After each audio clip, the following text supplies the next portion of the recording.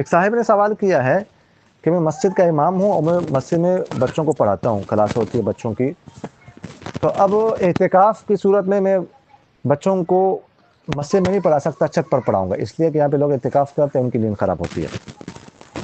اب میرے لیے کیا حکم ہے کہ میں اعتکاف کروں یا بچوں کو پڑھاؤں؟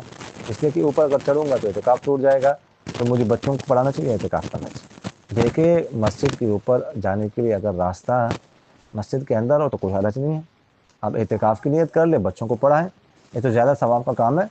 چھت کے اوپر پڑھا سکتے ہیں، وہ بھی مسجد ہی ہے، اس میں کوئی حرج نہیں ہے، ٹھیک ہے۔ بقیہ اگر یہ کہ مسجد سے نکلنا پڑتا ہو تو پھر ظاہر ہے کہ اس صورت میں پھر اعتکاف چھوٹ جائے گا۔ پھر اگر بچوں کا حرج ہو، بچے زیادہ حرج ہو رہا ہو، تو پھر اس صورت میں بچوں کو پڑھانا یہ بہتر ہے اعتکاف کی نسبت۔ ہاں ویسے بھی آپ جب بھی مسجد میں آئے تو نفل اعتکاف کی نیت کریں، نمازیں پڑھانے کے لیے آئے یا جتنی دیر آپ نے بیٹھنا ہے مسجد میں، نفل اعتکاف کی بھی ساتھ نیت کریں، بچوں کو بھی ساتھ پڑھائیں۔